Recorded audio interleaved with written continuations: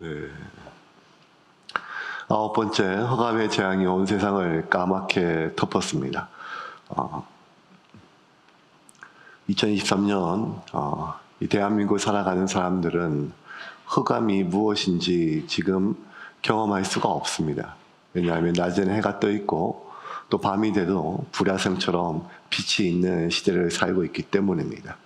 아무것도 비치지 않고 빛이 없는, 보이지 않는 온 세상이 깜깜한 것을 경험해 볼 수가 없지요. 그런데 3500년 전 애굽에 온 세상이 깜깜해졌습니다. 21절과 22절입니다. 같이 읽겠습니다.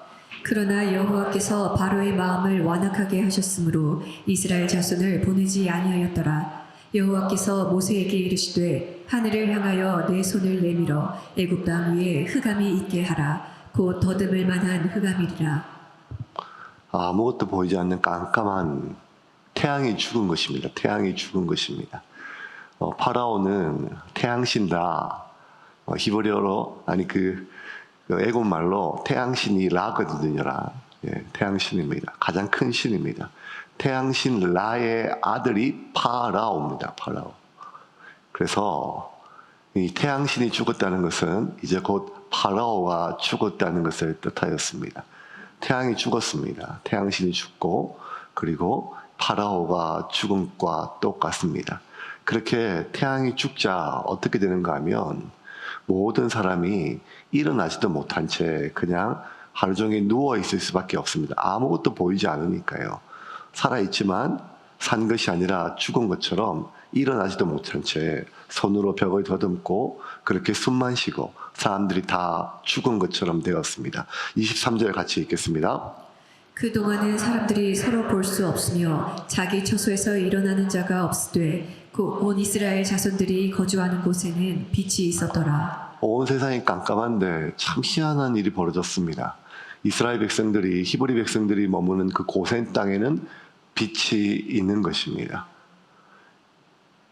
참 가장 극명하게 하나님이 이스라엘을 보호하고 계시고 가장 극명한 기적으로 하나님이 이스라엘과 함께하고 계심을 보여주시는 것입니다.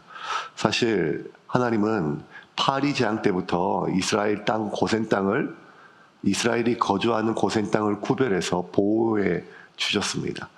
이후에 많은 재앙들이 있었죠. 가축대들이 죽고 우박이 불과 유황처럼 내려지는 그 순간에조차도 애굽에 있는 온 집과 가축과 또 심지어 사람들이 맞아 죽고 그렇게 병들어 죽었을 때도 하나님께서 고센 땅을 보호해 주셨습니다. 이스라엘 백성들, 히브리 백성들이 참 신기함을 느꼈죠. 그런데 이번에는 그 이전과 비교할 수 없을 만큼 이제는 누구도 부인할 수 없습니다. 왜? 온 세상이 다 깜깜해요. 다 깜깜해요. 손으로 벽을 더들 만큼 깜깜해요. 그 상황 속에서 오직 이스라엘 땅에만 빛이 비춥니다. 그러니까 이제 누구도요.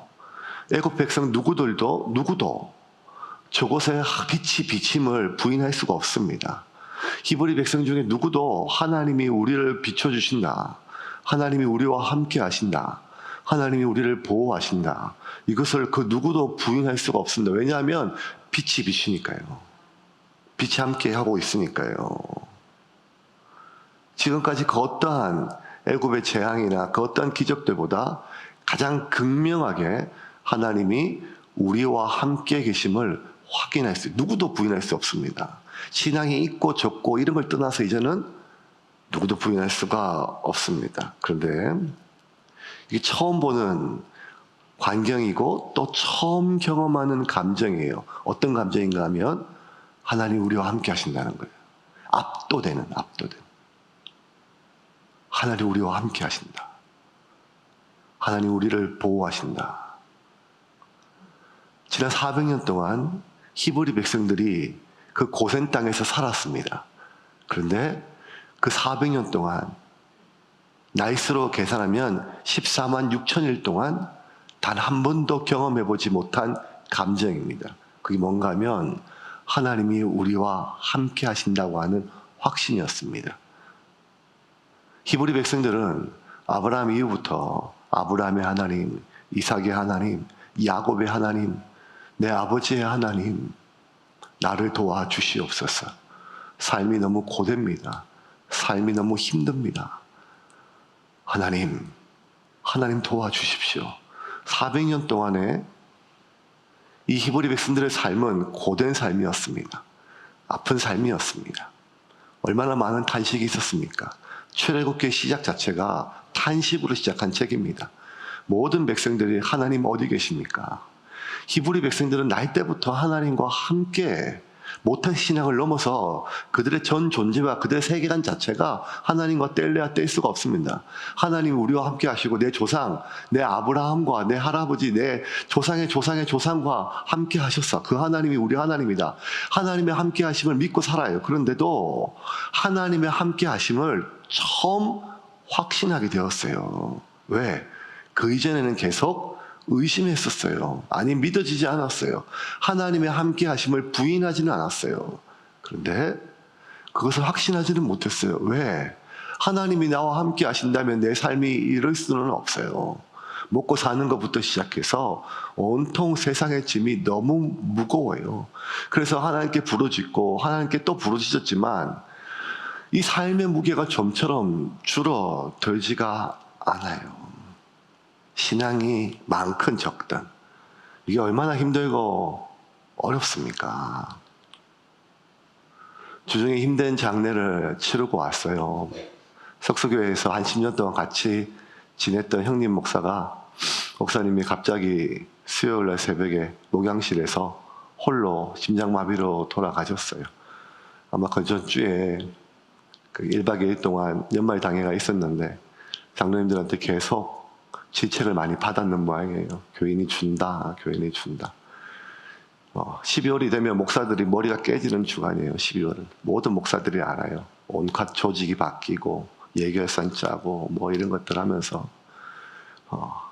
목사들은 그걸 알거든요. 코로나 때 교회가 다 줄지요. 다 줄었어요. 많이 줄었어요. 너무 힘든 시기를 보내고 있습니다. 목사들이 최선을 다하고 뭘 엄청 하여간 죽을 듯 살 듯 해보지만 무력한 시기예요. 무력한 시기. 사람들은 점점 빠져나가고 뭘 아무리 기도해도 하나님 해도 뭐가 안 됩니다. 그런데 장로님들도 답답해서 그렇게 하셨겠죠. 답답해서. 근데 이 형님 성격이 그러니까 평생 이 말밖에 못해요. 죄송합니다. 제가 능력이 없어서 그렇습니다. 제가 못나서 그렇습니다. 석수교에 있을 때도 제 위에 선임일 때도 목사님한테 혼난도 또 밑에 동생들이 뭐라 해도 중간에 항상 욕받이었어요. 미안하다. 형이 능력이 없어서. 목사님한테도 목사님 죄송합니다. 제가 능력이 없어서 제가 무능해서. 그러니까 그거밖에 못하는 형이에요. 아니 좋고 능력이 없는 형이 아니에요. 좋은 형이 따뜻한 형님입니다. 목사님입니다. 그러니까 단임 목회 15년 동안 중에 지금 지난 3년이 너무 힘든 거예요. 힘들고 그 모든 책임을 목사가 져야 되니까. 그러니까 뭐 장로님들도 오죽 답답하면 그렇게 했겠어요. 1박 2일 동안. 근데 그 스트레스를 못 이기고 결국 새벽에 이제 심장마비가 와서 세상을 떠는데 뭐 그 삶의 무게가 느껴져요. 삶의 무게가. 목사니까 얼마나 기도했겠어요. 애를 썼는데 뭐가 안 돼요. 하나님께 매일 기도해요. 1년 365일 목양실에 사는 형이에요. 스트레스 받고 열받으면 할 줄 아는 유일한 게 그냥 동네 공구상에 들러서 공구 둘러보고 뭐 고치는 거 이런 거 좋아하니까 그거 보고 유일한 스트레스를 풀고 그랬던 형님입니다. 근데 이제 장례식장에 가서 여러 얘기를 듣고 하는데 돌아가시기 얼마며칠 전에 딸하고 이야기하면서 이렇게 얘기했대요. 아빠 참 불쌍하지 이랬대. 그래서 저는 그 말이 억장이 무너져요.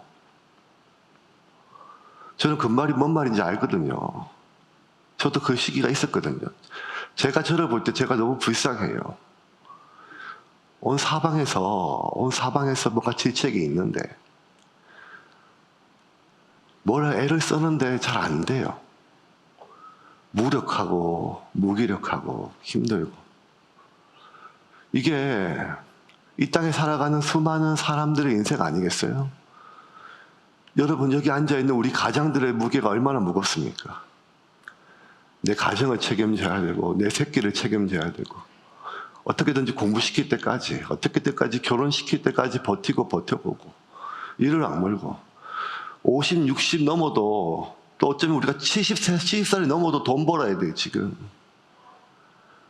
우리가 20, 30년을 생각했을 때 60살 넘으면 좀 은퇴하고 좀 편하게 쉴 줄 알았는데, 아니에요. 지금 돌아가는 거 보니까 60이 넘어도 70이 넘어도 우리는 죽을 때까지 돈 벌고 그렇게 살다가 죽어야 될 것 같아요. 그래, 삶의 무게가 얼마나 고됩니까? 또 돈으로 해결할 수 없는 일들이 우리 가정에 너무 많이 터져요. 결혼시키기도 어려운데 자식들이 그 결혼을 유지하기도 너무 힘든 세상이 됐어요. 그러니 온통 우리의 삶은 무거운 짐입니다. 그 무거운 짐 속에서, 이 무거운 짐 속에 하나님 앞에 우리가 우리 마음을, 어떨 때는 20년, 30년 같이 살았던 부부에게조차도 나누기가 힘들어요. 안전한 공간, 안전한 사람들을 하지만 교회가 제일 안전하지 않아요. 그러니 어디 가서 뭘 토로해요. 그래서 내가 신앙이 좋아서가 아니라, 하나님이 신실해서가 아니라, 하나님 나와 함께 하심을 확신해서가 아니라, 이 감정을 토할 데가 없어서 하나님께 토해요. 원망을 해요. 하나님 어디 계십니까? 하나님 어디 계십니까? 하나님 제발 좀 도와주십시오.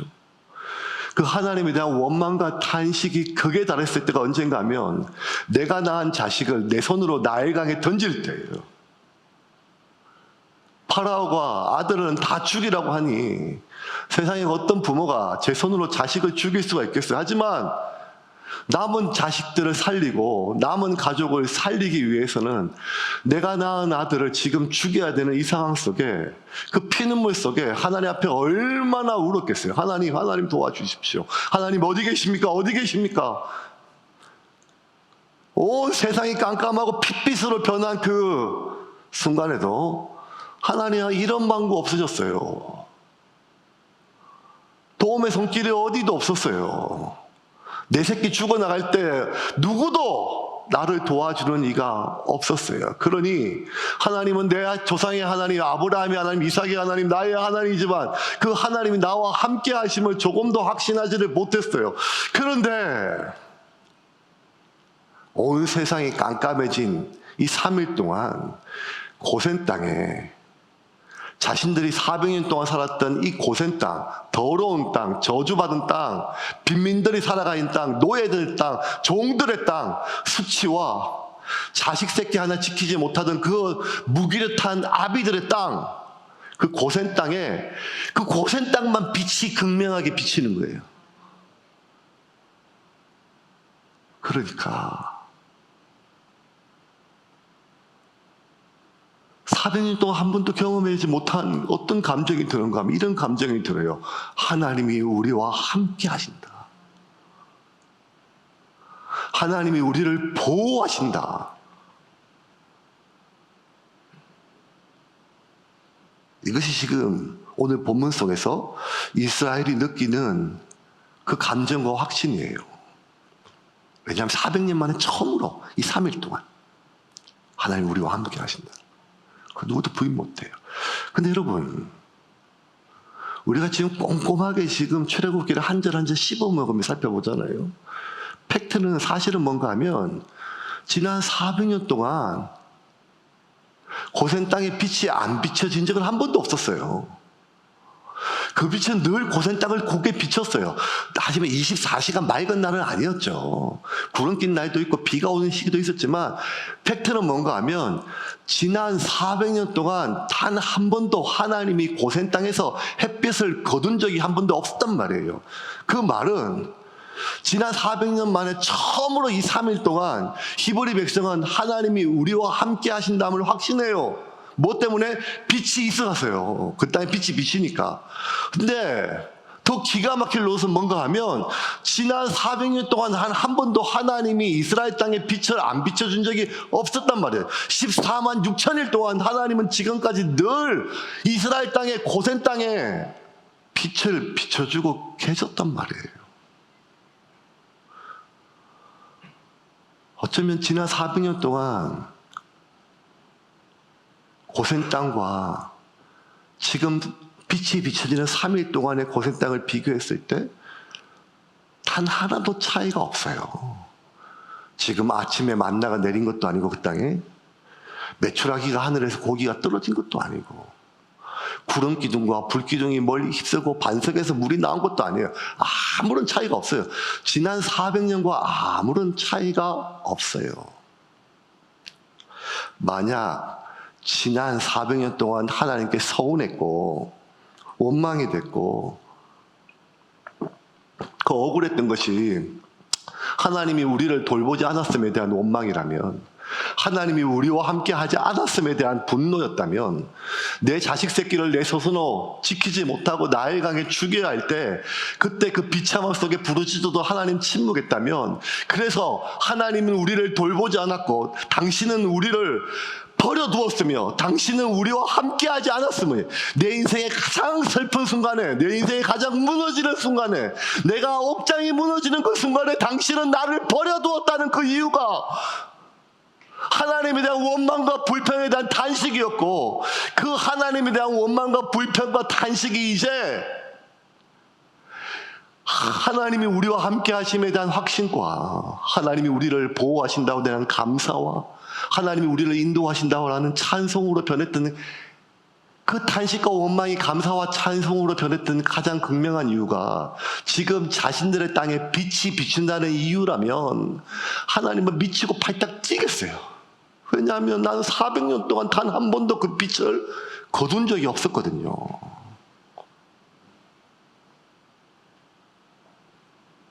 (14만 6천일) 동안 단 하루도 빠짐없이 하나님은 고센 땅을 빛에 비추시고 그 빛으로 보호하셨어요. 하나님이 보호하지 않았다면 70명이 어떻게 수백만 명이 됩니까? 그 노예가 잘 먹고 잘 사는 애국 민족보다 어떻게 그 핍박받고 고통받고 자식까지 죽여야 되는 그 민족이 하나님이 돌보시지 않고 하나님이 인도하시지 않았다면, 하나님이 함께 하시지 않았다면 어떻게 생육하고 번성하여 땅에 충만할 수 있었을까요? 그런데 이 히브리 민족은, 이 이스라엘 백성들은 하나님이 우리를 빛 가운데 인도하셨을 때는, 자신들이 빛 가운데 있었을 때는 하나님이 우리와 함께 하심을 조금 더 알지도 못하고 누리지도 못했지만, 이스라엘 백성들은 온 세상이 깜깜해졌을 때야 비로소 하나님이 나와 함께 하심을 알게 되고, 나와 함께 하심을 알게 되니까 나와 함께 하시는 하나님을 누릴 수가 있었던 것입니다. 그래서 하나님은 우리 삶 가운데 온 세상이 깜깜해지는 암전을 사용하세요. 아니, 사용할 수밖에 없어요. 온 세상이 깜깜해지는 게 어떤 경우예요? 여러분, 극장 가면 불이 다 꺼지잖아요. 왜 불이 꺼지는가? 한 가지밖에 없어요. 이 빛이 영사기를 통해 나오는 그 빔 프로젝트, 빛을 집중하기 위해요. 밝으면 이게 잘 안 보이니까 다 꺼야 그 영사기에 나오는 그 화면을 잘 보일 거 아니에요. 그러니까 깜깜해져야 그 빛이 더 극명한단 말이에요. 하나님이 우리 삶 가운데 무언가 보여주고 싶을 때가 있으세요. 이걸 좀 봐라. 이게 중요하다. 그런데 온통 우리는요, 하나님이 보라고 하는 것이 보지 않고 내가 보고 싶은 것만 봐요. 이생의 자랑, 육신의 정욕. 말세가 됐는데, 마지막 때가 가까웠는데 두렵고 떨림으로 하나님의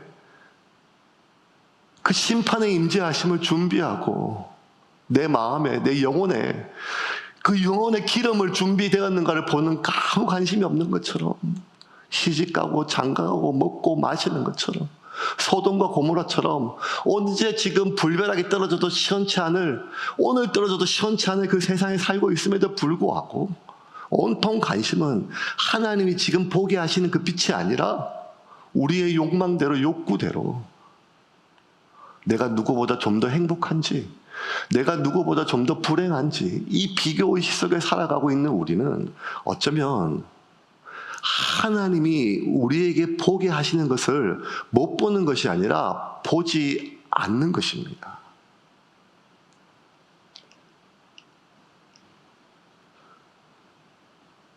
하나님은 당신의 백성이, 하나님이 당신 그 백성과 함께 하심을 확신하기를 원하세요. 하나님은 내가 너와 함께 한다는 것을 어떻게든지 알려주기를 원하세요. 성경에 얼마나 수많은 구절들이 반복적으로 선지자들을 통해서, 성경 기자들을 통해서 우리에게 얘기합니까? 두려워 말라, 놀라지 말라, 내가 너와 함께함이라, 나는 너의 하나님이라. 젖먹이 어미가 어떻게 자기 새끼를 잊을 수가 있느냐? 내가 너를 낳았다. 내가 너의 이름을 내 손바닥에 새겼노라. 보라, 처녀가 잉태하여 아들을 낳으리니 그 이름을 임마누엘이라 하리라. 그 이름을 번역한 즉 하나님이 우리와 함께 하심이라. 누구든지 내 음성을 듣고 그 문을 열면 내가 그에게 들어가 그와 더불어 먹고 마시며 함께 있으리라. 나의 안에 거하라. 내가 너희 안에 거하리라. 포도나무가 가지에 붙어 있을 때 많은 열매를 맺나니 너희는 나를 떠나서 아무것도 할 수 없다. 내가 너희 안에 있다. 내가 너희 안에 있음을 확신해라. 그럼에도 불구하고 내 안에 예수 그리스도가 계심을 믿으십시오. 그럼에도 불구하고 내 안에 계신 예수 그리스도를 의식하며 사십시오. 얼마나 수없이 많이 하나님의 메시지는 동일합니다. 내가 너와 함께하고 있다. 하나님은 지금도 하나님이 나와 함께하고 계심을 당신의 자녀가 확신하기를 원하십니다. 왜? 그걸 확신해야 하나님을 누릴 수 있으니까요. 그런데 우리는 하나님이 나를 빛으로 인도하실 때, 하나님이 나를 빛 가운데 나를 보호하실 때 하나님이 나와 함께 하심을 깨닫지를 못해요. 언제 깨닫는가 하면 온 세상이 깜깜해져야 비로소 그게 빛이었구나. 아, 그때 하나님이 함께 하셨구나 라는 것을 깨닫게 됩니다. 여러분, 쉽지 않은 세상이에요. 쉽지 않은 세상이에요. 아니, 점점 그걸 느껴요. 쉽지 않은 세상입니다. 이 세상 가운데 많은 어려움이 있죠. 많은 어려움이 있습니다. 많은 어려움이 있습니다. 삶에 각자 자기가 짊어진 삶의 무게가 너무 힘겹습니다. 수고하고 무거운 짐진 자들아 다 내게로 오라. 내가 너희를 쉬게 하리라 라고 주님께서 우리에게 말씀하셨지만 그 짐을 주님께 주님이 대신 져주기를 바라고 주님께 나오지만 이 교회에 나와서 예배드리는 이 순간조차 내 짐이 더 무거워지는 것 같아요. 갈등은 더 깊어지고 타인과 공존하는 것이 점점 어려워지고 말이 통하지 않고 마음이 통하지 않은 채 그냥 비난하고 자기의 감정을 쏟아내기에도 급급한 그런 이 세상 속에서 도대체 이 세상 어디에 안전한 공간이 있으며 이 세상 어디에 안전한 사람들이 있겠습니까? 그래도 이 모든 것들이 인간의 죄악으로 말미암아 망가진 본성 때문에 인간은 뼛속까지 이기적이고 자신의 욕망을 위해서 언제든지 타인을 이용할 수 있는 존재이기에 이 험악한 세상 속에서 하나님이 그래도 우리가 숨을 쉴 수 있도록 안전한 공간을 만드셨습니다. 그게 가정이고 그게 교회예요. 하나님이 두 개 만들어 주셨어요. 가정과 교회. 사탄은 키를 쓰고 이 가정을 깨트립니다. 가장이 집에 들어가기가 무섭고 자녀가 집에 있는 것이 답답하며 어미가 이 집을 지키는 것이 너무 힘겨운 이 세상이 되었습니다. 교회가 그렇습니다. 안전하기보다 어쩌면 불편하고 그냥 예배라도 내가 좀 편하게 들었으면 좋겠는데 마음이 불편하면 예배조차 우리가 되도록 되겠습니까? 그런데 여러분, 그럼에도 기억하십시오. 하나님은 가정을 통해서 사람들을 세워 나갈 것입니다. 하나님은 교회를 통하여 사람들을 세워 갈 것입니다. 악한 원수 마귀가 끊임없이 우리 안에 있는 욕망과 그리고 분쟁과 다툼과 이기심과 수많은 논쟁들을 통하여 우리의 마음과 우리의 가정과 우리의 교회를 흩트린다 할지라도 여러분, 주님이 이기십니다. 그리고 주님께서 모든 것을 심판하실 때가 반드시 올 것입니다. 그러므로 여러분, 우리는 기분대로 살아서는 안 됩니다. 믿음으로 살아야 돼요. 400년 동안 단 한 번도 하나님의 빛이 내 삶 가운데 사라진 적이 없었는데도 불구하고 왜 그렇게 원망이 되고 왜 그렇게 억울했는가 하면 먹고 사는 게 너무 힘겨워서 온종일 저 땡볕에 피라미드를 건축하고 겨우 물고기 2마리 얻어와서 한 끼 때우고 사는 것이 너무 지겹고 힘들고 내가 내 새끼를 내 손으로 죽여야 할 때조차도 그것을 지킬 수 없는 내 자신이 한스럽고 원망스러워도 힘들었지만 가장 힘들고 어려웠던 것은 하나님이 나를 버리셨다는 거예요. 하나님이 나를. 내 부모도 나를 지켜주지 못하고 내 부모도 나를 버렸는데 하나님까지 나를 버렸다는 이 생각이 너무너무 서럽고 힘겨운 거예요. 그런데 단 3일 동안 온 세상이 깜깜해졌을 때 그리고 고센 땅에 빛이 비춰지는 그 순간에 히브리 백성들은 깨달았어요. 아, 그때 하나님이 함께 계셨구나. 내가 내 새끼를 나일강에 던지고 온 세상이 핏빛으로 부모가 피눈물을 흘리니 온 세상이 제대로 보일 수가 있겠어요? 온 세상이 핏빛으로 몸든 그 순간에 아무도 없을 때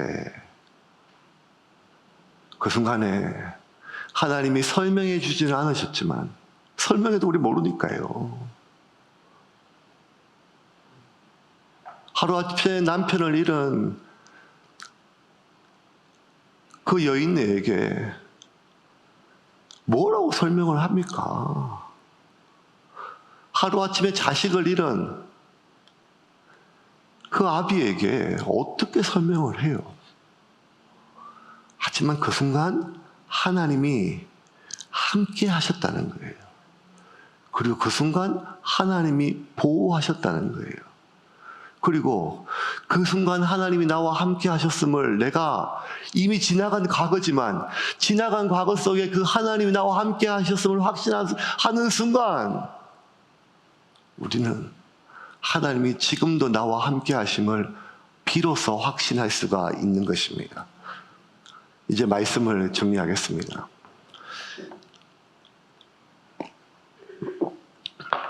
인생을 살다 보면 온 세상이 깜깜해질 때가 옵니다.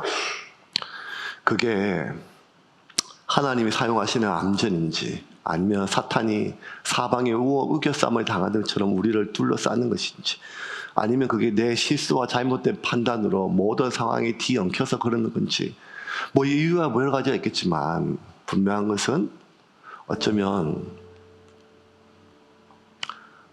하나님이 그 깜깜함을 허용하셨다는 것입니다. 근데 여러분, 하나님이 나의 온 세상이 깜깜해지는 그 순간을 허용하셨다 할지라도 그것이 나를 향한 징계는 아니라는 것입니다. 지금 3일 동안 온 세상이 깜깜한 것은 히브리 백성들에게 재앙이 아니었습니다. 3일 동안 온 세상이 깜깜한 것은 심지어 바로와 애굽 땅에 있는 애굽 백성에게도 심판이 아니었습니다. 그것은 빛을 보라고 하는 하나님의 마지막 기회였습니다. 너희들의 삶은 너희들이 지금까지 섬겼던 저 태양신 파라오, 저 돈, 만문의 힘이 아니라 결국 이 세상을 지으신, 이 세상을 창조한 여호와 하나님, 내가 세상을 창조하였고 내가 세상을 지금도 운행하고 있음을 하나님은 히브리 백성뿐만 아니라 애굽에 있는 모든 백성과 파라오에게 보여주시는 하나님의 사인이었습니다. 힘겹고 어려울 때 그것을 기쁨으로 성화하라고 하는 말이 아닙니다. 온 세상이 깜깜한데 어떻게 찬송이 나오고 어떻게 기도가 나옵니까? 힘겨운 시간 잘 견디십시오. 그런데 한 가지, 그 가운데 하나님의 빛을 찾으십시오. 여러분의 삶이 만약 지금까지 끝나지 않았다면, 여러분의 삶이, 여러분의 호흡이 지금까지 남아있다면 하나님이 여러분을 보존하신 것입니다. 수십 번, 여러 번 여러분의 호흡이 멈출 수 있었고 내 삶이 끝날 수 있었음에도 불구하고 여기까지 온 것은 버티고 견디고 힘겨움에서도 이겼던 나의 노력의 결과이기도 하지만 하나님이 나와 함께 하셨기 때문입니다. 그 하나님이 나와 함께 하셨음을 붙잡고 이번 한 주 하나님의 은혜 안에 살아가기를 저와 여러분이 되기를 주님의 이름으로 축원합니다. 그리고 온 세상이 깜깜한 그 세상 속에 여전히 살아가고 있는 절망 속에 아무도 나를 도울 리가 없다고 절망 속에 있는 그들에게 여러분이 그 한 줄기 빛이 되어주는 그 소망의 빛, 위로의 빛, 가르쳐주고 깨우쳐주는 것이 아니라 함께 있어주는 위로의 빛이 되는 한 주가 되기를 주님의 이름으로 축원합니다.